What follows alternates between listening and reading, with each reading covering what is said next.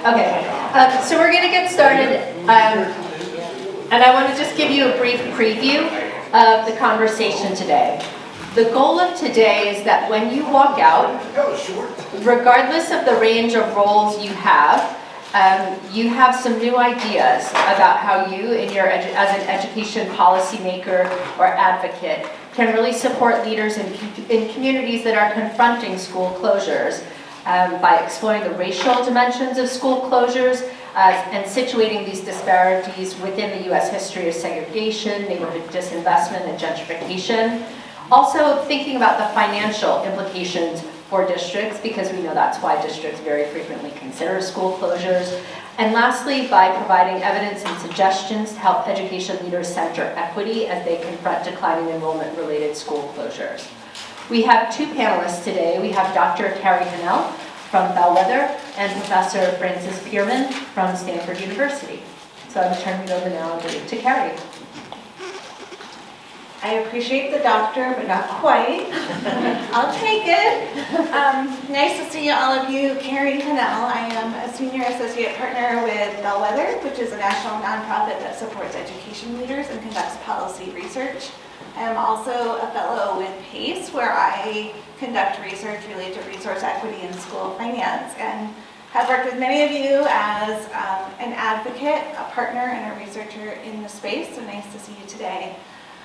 I am going to talk about school closures and how they relate to equity.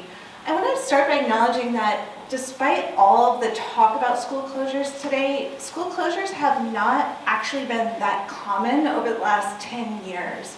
When we looked at a 10-year panel of data, not yet shown on the slide, we found that only 50 to 80 schools in California are closed each year, so they have not been terribly common. But I say that to say they're coming, and we know they're coming for a few reasons. One, enrollment has been declining. It's been declining since roughly 2017. It's projected to decline a lot more. This is not just in California, but nationally. But in California, it's particularly steep. This is because of declining birth rates. It's because of changing immigration patterns. It's because of outward migration, both out of California, but also from urban to different parts of California. And we know that these enrollment losses are particularly acute in urban coastal areas where things are getting very expensive. So those of you who are from San Francisco or Oakland, for instance, really know this pain. But it's pain that for the most part we've been able to alleviate. And I would argue that many district leaders have managed to kick the can down the road for some time. We had the benefit of having taxes increased back with Prop 30 that held on and are still holding on for a little while. We've had a pretty rosy economic situation for a few years now, and we had ESSER funds, the Elementary and Secondary Education Relief Funds, which have protected districts and provided a bit of a cushion, so that even though things are looking grim, we haven't had to make the hardest choices yet.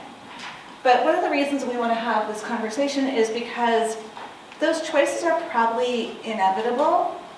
There might be other things we can do to reduce the footprint of public education or reduce costs. But the truth is that we have a funding system that allocates dollars to districts based on a per pupil basis, based on enrollment and attendance. And with fewer students, we just have fewer resources. And at some point, expenditures have to be reduced to match accordingly. And the question is, are we going to do that with equity in mind? Or are we going to do it in a way that harms our most vulnerable students? And that's what this conversation is about today.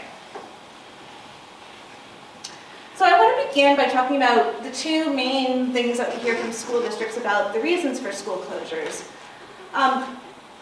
A lot of it's about the fiscal, and I'll get to that, but first I want to start with the rationale that is also valid, which is that the district can improve educational opportunities and quality by considering closures. And when I say closures, I mean by that consolidations and mergers as well. A lot of times a closure is not simply a closure, but sort of a reshuffling of where students are attending school.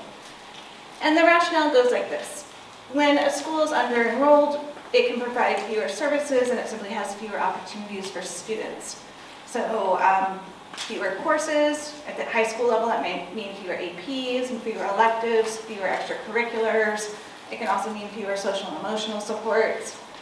And when under-enrolled schools are also low performing, and sometimes those things go hand in hand, or if they have staffing instability, closures may help offer students better educational opportunities. So you might hear this kind of rationale that we can kind of reset things by merging some schools, consolidating schools, moving students around.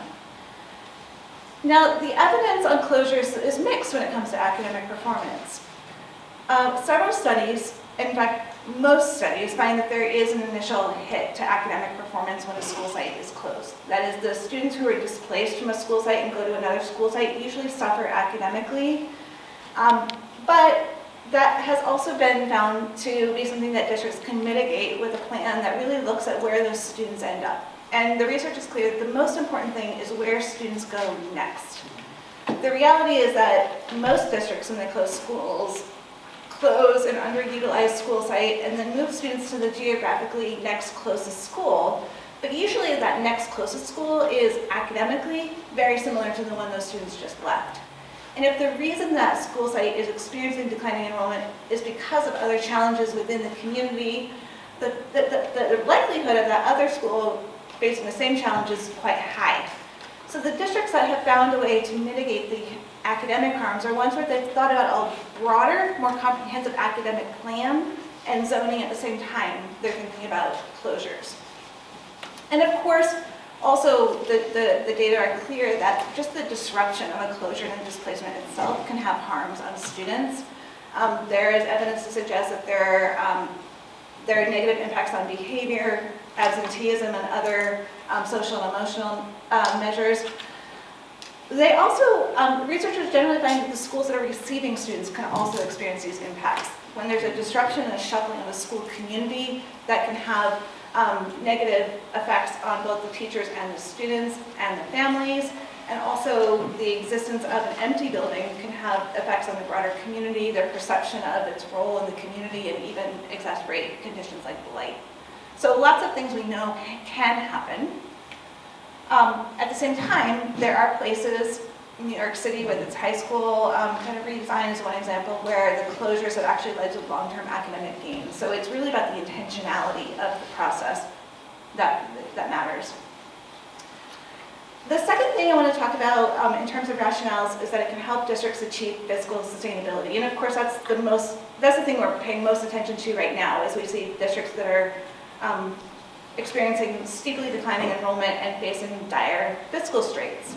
And the rationale is that an under-enrolled school can simply provide, we got a copy-paste issue here. Well, ignore it's on the slide, I don't know what happened there, but there's supposed to be a different set of evidence right here. A minute, I don't want to even look at that right now, it's going to confuse me. So there are two metrics that districts typically look at. They look at utilization, that is given the square footage of the school site, how much space is being used, and the other is given the number of available seats, how many are actually filled. And based on those utilization metrics, they can identify school sites that are underutilized or under-enrolled and identify those as potentially sites for closure. The evidence suggests that closing those school sites comes with actually an initial cost, but a potential long-term gain. And this is something that Alvin has been digging more into and we can talk about. But we find that displacing students and moving them comes with the cost of actually relocating students, potentially retraining staff, but it can also have significant cost savings if it's paired with a layoff process. And that's the really challenging thing politically, that closing school sites and also doing a reduction in force at the same time is tough, but that's where the savings can be realized, when you're actually reducing your staff by reducing the number of school sites. We can dig into more of this evidence on fiscal impacts if it's of interest later, but I do want to turn it over to Alvin to talk a little bit more about some of the work he's doing there and then take us forward. Yeah, just to underscore a piece that Carrie just mentioned, right? There's really two key common justifications for closures. One being this notion that closures can improve matters of equity at the district level. Carrie kind of documented some of the existing evidence on that point, right? The second point is around these fiscal impacts, right? And presumption being you shut down schools, there's presumed cost savings, right? And we don't talk about it on these slides. I'm involved in some work right now where we're really trying to push on that question a bit. All right, well, what kinds of financial impacts do we expect to see? What is the kind of time horizon associated with those impacts? And the interesting sort of first preliminary findings that we're arriving at is this really interesting sort of initial costs, right? I mean, we talk a lot about the benefits, but there are attendant costs associated with closing buildings that we haven't really fully grasped. Many of these have to do with like capital outlay expenditures, right? When you are relocating students, you have to place those students in new facilities. Perhaps this is a new extension on an existing, an existing school, right? There's costs, there's new transportation costs, right? So my point is, just to underscore the point that Carrie mentioned, there's a lot of sort of new evidence that's really forcing us to at least question sort of the financial benefits of school closures by themselves as a cost savings measure, right? So the findings that I want to talk to you a bit about today have to do with this question around equity, racial equity, as it relates to school closures. Right? Folks have talked about, suggested a association between sort of race and closures for some time.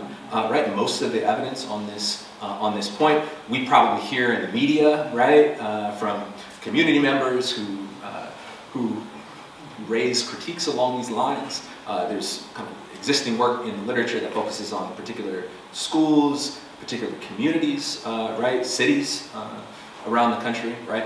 The purpose of this part of the project was to kind of take those critiques and interrogate them at a larger scale, right? Both nationally, but then also within the state of California, right? This is a really simple figure that obviously in the paper gets a lot more complicated, but simply put, this is a figure that documents closure rates on the y-axis. On the x-axis, moving from left to right, we're moving from schools with regard to the blue bars. On the left, schools that contain very few black students. On the right, schools that contain a lot of black students. The yellow bars refer to our Latinx student population, right? Two key points from this figure, right? Moving from left to right, closure rates increase, right? Schools that contain, that enroll very few black students and, obviously very few Latinx students have closure rates that are less than 1%, right? But moving from left to right, we see both in California and nationwide, closure rates rapidly increase, right? So nationwide closure rates for predominantly black schools, for instance, are about 5%. In California, that actually is about double, right? We see a similar increase, but it's more muted for our Latinx population, right? Now again, this is simply, these are associations, right? We're just looking at, all right, rates, how do rates relate to the racial composition of a school, right? But those of you, I'm sure, are wondering, well, that could likely be explained by some other factors, right? Perhaps it's that schools that enroll far more students of color, right? Perhaps they're lower achieving. Perhaps these are the schools that have experienced the most drastic decline in enrollment, for instance. Perhaps this is a story of like poverty and what poverty is correlated with, whether it's the age and quality of the building, proximity to environmental hazards, or a teacher sort of supply issue or a quality issue, right? At schools that enroll higher shares of students of color. That's actually the second part. That's also what we looked at. So the question is, all right, well, how much of these disparities can be accounted for when you control for those factors, right? So the assumption being, all right, we see these elevated closure rates, but if we can account for the common explanations, the common justifications that are given for closures, the ones that Carrie just mentioned, we shouldn't really see much of a difference, right? That's the logic there. What do we find? Well, we find that these factors do in fact control a portion of it. And I should also say, feel free to ask questions as we go. I see a hand right here. Oh, okay, yeah. But if you do have questions, feel free. I mean, we'll have some Q&A at the end, but if clarifying, we're getting into some like findings, and I realize that there's a lot that I'm skating over here. So if anybody needs any context to understand kind of the points that I'm making. Declining enrollment, achievement differences, right? Poverty rates, right? Explain a portion of these disparities, right? But even if you take, and this is sort of the key finding, like the bolded finding that goes in all the reports that we write, right? You take two schools, right? You take two schools that are equivalent in terms of their achievement, equivalent in terms of their size, equivalent in terms of recent trends in their enrollment patterns. Racial disparities are still present, right? The schools that, well, here it is. The odds of closure increased by nearly 25% amongst schools that, again, are equivalent along those same dimensions, which, again, these are the dimensions that, every district has access to these data. These are the same data that are used to make cases for any closure of one particular school. Basically, we're talking about the same data that any district would have, right? And we're seeing that even after accounting for these factors, a 10 percentage point increase, for instance, in the share of black students, increases the odds of closure by about 25%, right? Some contributing factors, right, include, the fact that, again, schools that enroll higher shares of black students are charter schools. Charters are at an elevated risk of closure than non-charters, right? So that's like part of the story, right? And that point is especially in California, right? Like, I think California closure rates for charter schools, I think like 3 times the national average, right? Maybe even more than that. I mean, it's pretty considerable. But nevertheless, the bigger point though is, yes, this is part of the explanation, but it doesn't fully account for these disparities, right? So, so kind of taking a step back, right? Okay, well then Alvin, what's kind of going, what's going on here, right? Is this purely a story of discriminatory acts, racist acts of folks who are making decisions about closures? I argue that that's probably a mischaracterization and probably too simple of a read. The point that I want to kind of emphasize to you all is that to understand closures today, patterns of closures today, we have to broaden our sort of historical lens, right? We have to broaden our historical lens to understand how schools and communities came to be the way that they are, and how many of those reasons themselves are tied to sort of past inequities, past discriminatory practices, right? I mean, I mentioned, closure rates in historically disinvested communities, right? Closure are substantially higher than others. How do we understand the formation of disinvested communities? Well, these are tied in many respects, in many cities, right, to past practices of redlining, right, which we know is directly tied to matters of race, right? Similarly, there's quite a bit of work recently. You've probably seen in some news around like environmental hazards being a compelling reason to close schools, right? Completely understand that, right? But we also know that kind of where schools are located historically, right? Proximity to environmental hazards is extremely racialized. Right? Back in the 30s and 40s, where schools were sited, communities that didn't want their schools near environmental hazards who had the political capital to avoid that from happening, didn't get their schools, located there. The communities that didn't have that capital wound up being, we could say, sort of victims in that case, right? So now, fast forward 40, 50, 60 years, right? These same justifications, which we know are justifiable, right, are nonetheless, they still have the vestiges of these previous acts that are certainly have sort of racialized origins, I guess is a way to put it. Okay, so quickly to summarize what we know in the past literature and what this work has contributed, right? 1, racial inequalities in school closures are substantial and persistent, especially for schools serving black students, and this is especially so in California, right, relative to schools nationwide. 2, conventional explanations for school closures can't fully account for elevated closure rates that we just documented, or the racial disparities that we just documented. School closures may have limited financial benefits when viewed as a standalone cost-cutting measure for school districts, which is the last point that Carrie mentioned, right? For those of you who are involved in district finance, know that the vast majority of expenses are people expenses, right? I had a sharing this work with some labor economists recently, and about sort of the financial implications at the district level for school closures, and he doesn't deal with schools, he deals with industry, firms. And he said, that's what's funny about you education folks. He said, we know in labor economics that, hey, if you're a firm and you're facing financial challenges, the first thing that goes is not the factory. The first thing that goes is the labor force, right? And he said, it seems like in matters of schooling, in matters of kind of dealing with financial stress, oftentimes our first glance is to look at the factory, right?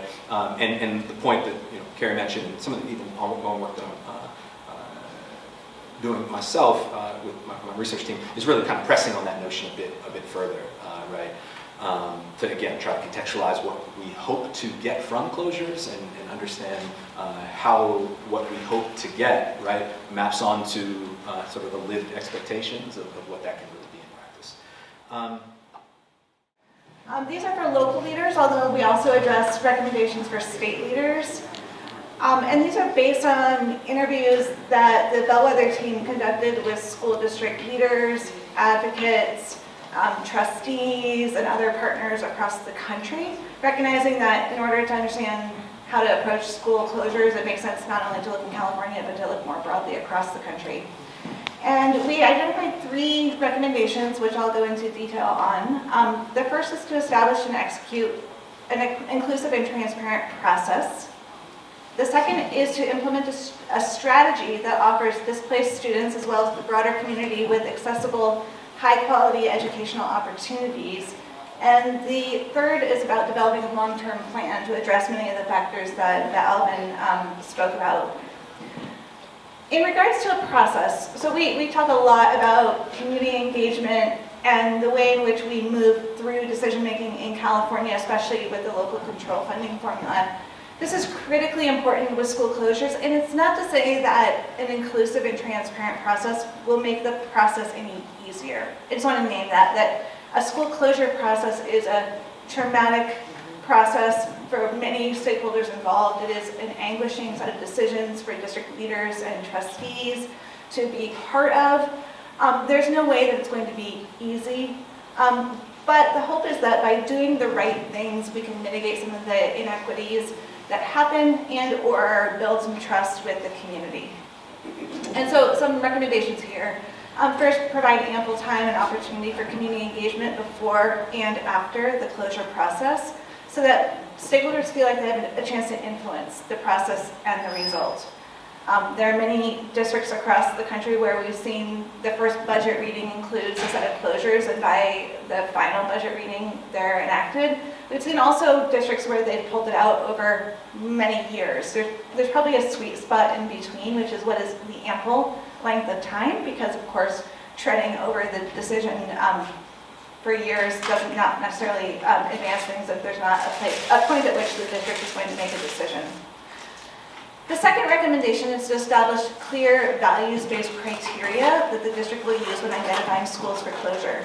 This means making the criteria public before the list of schools and emphasizing how and why schools are likely to pop up on that list.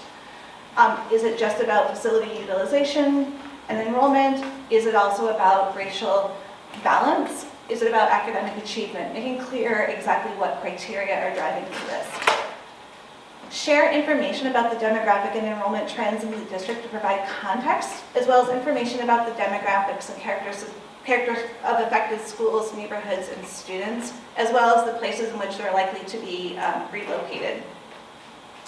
And also share information about the growth academically in those schools and other outcomes. So there's context on how the schools that are being closed have been performing, how the schools where students are being relocated have been performing, and making sure people understand what this is going to do to the broader school district. In regards to educational opportunities, one of the things that we found and heard that was most exciting as we talked with districts across the country is there have been a few attempts to provide seats in high-quality schools to displaced students. So remember I mentioned that oftentimes students are just moved to the geographically next closest school. There are some places like New Orleans, Oakland has attempted some of this, to offer students who are in those closed school sites kind of right of entry into schools of choice. What this does is it emphasizes that the academic priorities of the district are most important. Here is not just a fiscal, not just a budgetary decision. Second, provide accessible, safe routes to high-quality schools for displaced students. There have been instances of districts that have closed school sites and have not thought about what that will do to transportation routes, and have created real challenges for families in getting students to the schools that they've been reassigned to. One of the things that the research is clear on is that the educator community in the receiving school, in the welcoming school, is really important. And those teachers need to be supported. They also need to be ready to serve students who are going to be coming in with additional academic and social and emotional needs. And to that end, incentivizing effective teachers to work in those school sites could be a priority, as well as providing some additional training and support for those teachers. Empty school buildings are a really big thing that have come up. We're hoping to dig into this a little bit more. But one of the things that districts, of course, need to think about is what to do with the empty facility.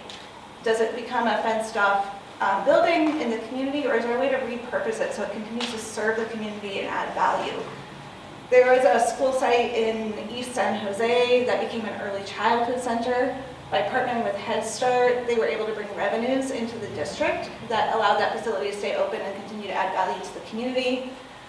We talked with some school districts in Southern California that were thinking about the community schools funding and whether that could be something they could use to provide wraparound services in those facilities, so that even if they weren't serving a traditional instructional purpose, they were still adding value to the community. And finally, use school closures as an opportunity to rethink attendance zones and revise assignment policies to reduce the segregation that we talked about here and to create more diverse school communities. The point of closure is an opportunity to rethink things like school choice, school assignment, zoning, so that we're ensuring that going forward, the school sites that are disproportionately impacted are not necessarily those that are entirely in these segregated communities or communities with a history of disinvestment. And finally, pursue a long-term plan. Now, these are the trickier things. The first, perhaps less so in California, equitably distribute funding and other resources within the district. So, of course, making sure that our highest need school sites have additional funding. But other things that could be done, reviewing population trends in the community, doing that with community partners, including those that are developing your local housing element, to understand where the school-age population is growing, how it's moving, how we can think about attracting and keeping families in the community so that there isn't need to close school sites in the future. But also doing things like partnering around affordable housing, not just for teachers, but also broadly for staff and for families, to ensure that these are livable communities. And then finally, working with local officials to map out transit plans that provide equitable and safe access to high-performing schools, not just to any schools, but ensuring that there's equitable access to those high-opportunity neighborhoods and schools. Those are challenging propositions for a lot of district leaders, but if we're going to talk about the relationship between school closure and equity, it's really a conversation about the intersection between housing and education, and how we build high-opportunity neighborhoods that are sustainable and livable for families. And that means starting to tackle things like transit and housing together so that these same issues are not the ones we're talking about in another 2, 3, 4 decades.